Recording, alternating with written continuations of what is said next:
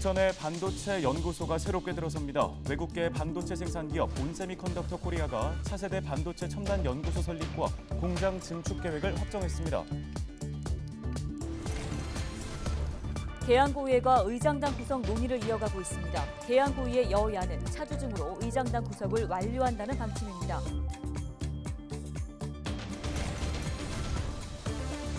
내년 최저임금이 5% 인상된 9,620원으로 결정된 가운데 소상공인연합회는 소상공인들의 어려움을 외면한 결정이라며 최저임금 동결을 촉구하고 있습니다. 마약 성분이 함유된 반려동물용 오일을 불법으로 수입해서 국내에 유통하려는 업체가 인천본부 세관에 적발됐습니다. 관련 소식 전해드립니다.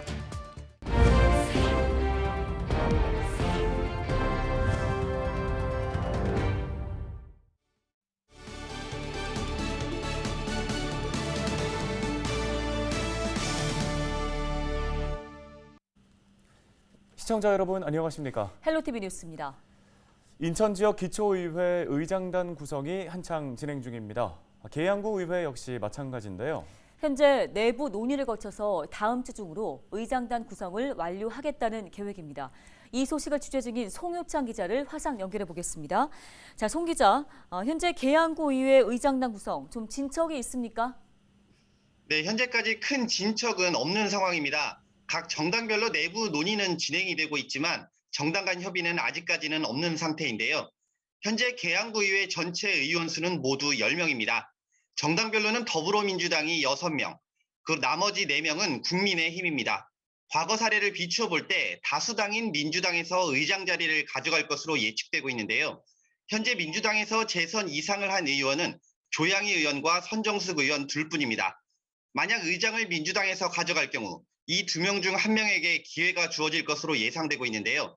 민주당 내부에서는 전반기에는 조양희 의원을, 후반기에는 신정숙 의원을 의장으로 내세울 것으로 보입니다. 의장을 민주당에서 가져가게 되면 부의장은 자연스럽게 국민의힘에서 하게 될 것으로 보이는데요.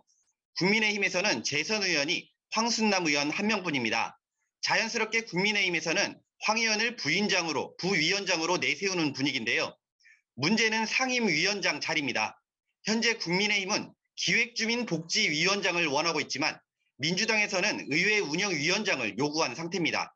이렇게 의견 차이를 보이면서 협의점을 찾지 못해 현재까지 결론을 내리지 못한 상황입니다. 네, 최근에 계양구 의회가 합동 세미나를 다녀왔잖아요. 이 자리에서 의장단과 관련한 협의는 없었던 건가요? 네, 계양구 의회 의원들이 지난 5일과 6일 양일간 포천 지역으로 합동 세미나를 다녀왔습니다. 문제는 이번 세미나에서 민주당 의원 6명만 참석했다는 것인데요. 국민의힘 의원 4명은 모두 불참을 했습니다. 당초 이번 세미나는 초선 의원이 7명으로 다수를 차지하고 있는 만큼 구의회 운영 방향 등 전반적인 업무 숙지 필요성이 제기돼 준비됐던 것인데요. 하지만 상임위원장 자리를 두고 갈등이 벌어지면서 결국 민주당 의원 6명만 세미나를 떠나게 돼 별다른 소득은 없었던 것으로 알려지고 있습니다. 예, 알겠습니다. 자, 그렇다면 의장단 구성 언제쯤에 완료될 걸로 예상을 할 수 있을까요? 네, 계양구의회는 오는 11일 본회의를 열고 의장을 비롯해 부의장과 상임위원장을 결정하기로 했는데요. 의장을 비롯한 의장단 자리를 오랜 시간 비워둘 수 없기 때문입니다. 하지만 앞서 언급했듯이 현재까지 상임위원장 자리를 두고 양당 간 의견차를 보이고 있어서 오는 11일 열리는 본회의에서도 결론을 맺을 수 있을지는 의문입니다. 네, 알겠습니다. 관련한 소식은 여기까지 듣겠습니다. 송효창 기자였습니다. 다음 소식입니다. 부천에 반도체 연구소가 새롭게 들어섭니다. 부천에 본사를 둔 외국계 반도체 생산 기업 온세미컨덕터 코리아가 차세대 비메모리 전력 반도체의 첨단 연구소 설립과 공장 증축을 확정한 건데요. 김동현 경기도지사와 조용익 부천시장, 온세미컨덕터 코리아의 최고 책임자 등은 7일 오전 부천 온세미컨덕터 코리아 본사에서 임직원 등 190여 명이 참석한 가운데 투자 양해각서를 체결하고 시설 착공식을 열었습니다. 사업장 48년 역사상 가장 기념비적인 순간으로 기록될 이 뜻깊은 행사를 진행하게 됨을 매우 기쁘게 생각합니다. 온세미는 오는 2025년까지 부천에 1조 4천억 원 규모를 투자해 전기차 생산 시 핵심 부품으로 꼽히는 실리콘 카바이드 전력 반도체의 연구 개발, 생산 시설을 신설한다는 계획입니다. 또 이번 투자를 시작으로 전력 반도체를 생산할 때 필수 소재와 장비, 부품 등은 국내 업체에서 3,500억 원 이상 구매할 예정입니다.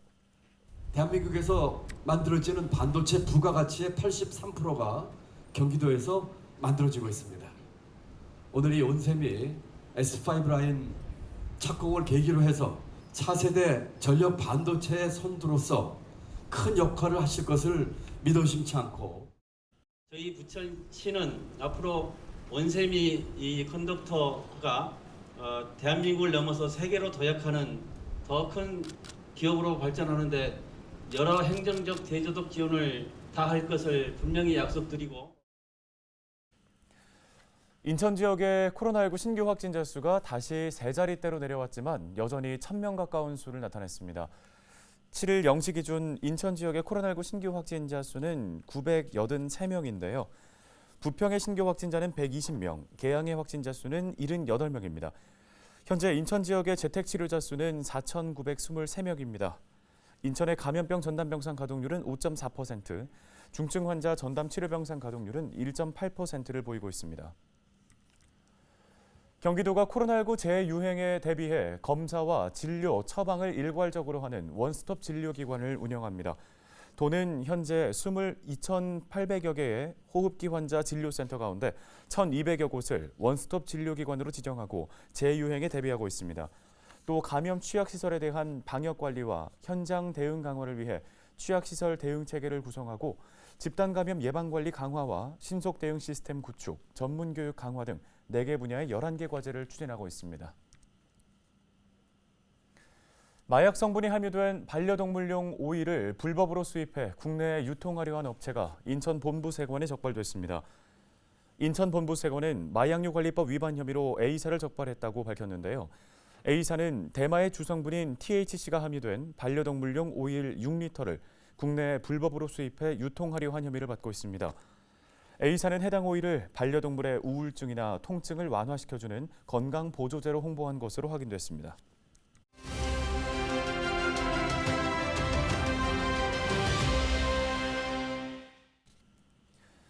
소상공인연합회가 소상공인들의 부담을 호소하며 내년도 최저임금 동결을 촉구하고 나섰습니다. 윤선의 소상공인연합회 홍보팀장을 전화 연결해 보겠습니다. 안녕하십니까? 네, 안녕하세요. 소상공인연합 홍보팀의 윤선혜입니다. 예, 2023년도 최저임금 9,620원으로 결정됐습니다. 연합회 측에서 결정에 동의할 수 없다는 입장을 밝히신 거죠? 네, 그렇습니다. 저희 소상공인연합회는 이제 논평을 통해서 이번 최저임금 인상은 소상공인의 절규를 외면한 무책임한 결정이라는 입장입니다. 저희가 입장문에서 최저임금의 과속 인상이라고 표현했는데요. 지난 5년 동안 최저임금이 42% 상승한 것에 대한 의미도 포함하고 있습니다. 네, 실제로 이 소상공인들이 최저임금에 부담을 느끼고 있다는 통계도 나왔다고 하죠. 네, 그렇습니다. 저희 연합회에서 5월부터 소상공인을 대상으로 최저임금 영향에 대한 실태 조사를 2번 했습니다. 1차 결과를 보면 현재 최저임금인 9,160원도 부담이라고 응답한 응답자가 총 84.7%로 나타났습니다. 이 84.7%의 내용을 좀 더 살펴보면요. 매우 부담이라고 응답한 분이 60.7%였고요. 부담된다라고 하셨던 분이 24%로 나왔습니다. 또 같은 맥락에서 최저임금의 동결을 원하는 소상공인이 87.1%로 나타났고요. 2차 실태조사에서도 나홀로 사장, 그러니까 혼자 영업을 하는 사장의 비율이 68%로 나왔습니다. 이것은 이제 가족 종사자를 포함해서 유급 종사자가 없는 경우를 의미하고요. 종사자 관련된 애로사항에서도 임금이나 사대보험, 즉 인건비에 관련된 애로사항이 75%가 부담이라고 응답을 했습니다. 네, 실제 정부가 최저임금에 대해서는 이제 방안들을 마련해야 한다는 입장인데 어떤 방안들을 내놓아야 한다고 보시는지요? 아, 그래서 저희가 요번에 이제 최저임금위원회 결정 과정에서 계속 주장했던 게 최소한 동결은 해야 우리 소상공인들이 현재 생업을 유지하는 데 조금이나마 보탬이 된다라고 해서 동결을 요구했던 것이고요. 더불어서 소상공인들이 이러한 지불 능력에 대해서 좀 최저임금위원회에서 고려해서 또 업종별 구분 적용이라든가 이런 부분에 이제 반영을 해줬으면 좋겠다라고 요구를 했던 것이고요. 또 같이 요구했던 것들의 하나가 주휴수당 폐지를 요구했던 것입니다. 현재는 이제 최저임금 결정의 1차로 이제 결론이 났기 때문에 절차에 따라서 저희는 이의 제기를 준비하고 있고요. 좀 더 이제 구체적으로 이후의 방안에 대해서 논의를 한다면, 저희 연합회 차원에서는 이제 최저임금뿐만 아니라 여러 가지 소상공인 현안에 대해서 정부의 제안할 방안을 이제 준비해서 이제 논의를 할 예정인데요. 그래서 아직 논의 중이라 조금 공식적인 어떤 입장은 좀 아니라는 점을 감안하고 들어주시면 좋을 것 같습니다. 우선은 장기적으로는 그 소상공인의 지불 능력이나 주휴수당 등을 반영한 최저임금 제도의 개선, 이 부분이 일단은 필요하다고 봅니다. 근데 이런 부분은 사실 장기적인 부분이라서 지금 당장 경영에 어려움을 호소하는 소상공인들에게 너무 먼 이야기고요. 그래서 현실적으로 보면 이번 최저임금 결정에서 늘어난 인건비 상승분만큼을 정부에서 지원하는 여러 가지 방안을 좀 생각해 볼 수 있지 않을까 싶습니다. 그래서 이번에 결정된 게 9,620원인데요. 이거를 적용해 보면 종사자 1인당 월 10만 원 정도 인건비가 상승한다고 볼 수 있습니다. 이런 정도 부분을 좀 정부에서 보존해 주는 방법이 있으면 좋지 않을까 생각해 봅니다. 네, 알겠습니다. 말씀 여기까지 듣겠습니다. 소상공인연합회 윤선혜 홍보팀장이었습니다.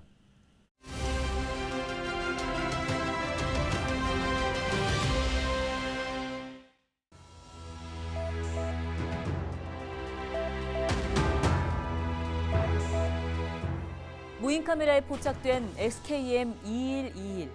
최근 부산 해운대구의 한 공원에서 발견된 붉은 여우입니다. SKM은 시설에서 태어나 한국의 수컷이라는 뜻을 2121은 21년도에 21번째로 태어난 것을 의미하는데요.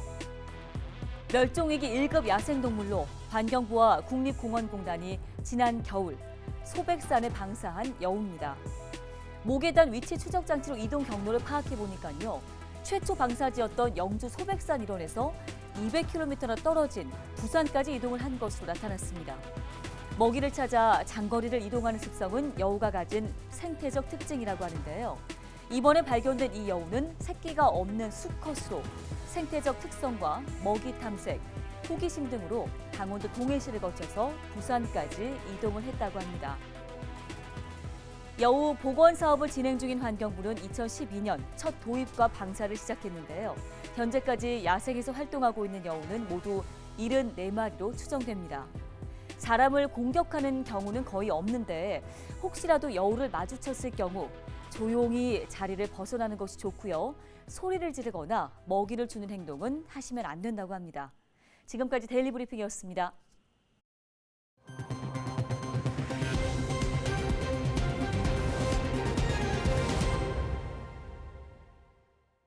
부평 시니어합창단이 발대식을 여고 활동을 시작했습니다. 부평 시니어합창단은 모두 26명으로 오디션을 통해서 선발됐는데요. 지휘자 김한철, 반주자 김명욱과 함께 매주 1회 정기 연습을 진행하며 12월 초 최종 발표회를 열 계획입니다. 부평 시니어합창단은 부평구 문화도시센터와 산공 노인문화센터에서 협업해 추진한 문화도시부평 아카데미 사업입니다. 계양구 구립동양도서관이 도서관에서 만나는 문화예술교육 사업에 2년 연속 선정됐습니다. 동양도서관은 도서관에서 만나는 문화예술교육 사업으로 지난해 인생사진관 1기를 운영했으며 올해에는 2기 사업을 진행하는데요. 인생사진관은 야외 실습 체험과 구름이 미즈 프로그램을 활용한 비대면 수업 등을 동시에 운영해 사진과 영상 촬영 방법 등에 대해서 자세히 배울 수 있습니다. 올해 2기 사업은 오는 23일부터 9월 3일까지 총 6회로 운영되며 한 번의 특강이 진행됩니다. 보다 자세한 내용은 계양구립도서관 누리집에서 확인할 수 있습니다. 오늘 헬로티비 뉴스가 준비한 소식은 여기까지입니다. 시청해주신 여러분 고맙습니다.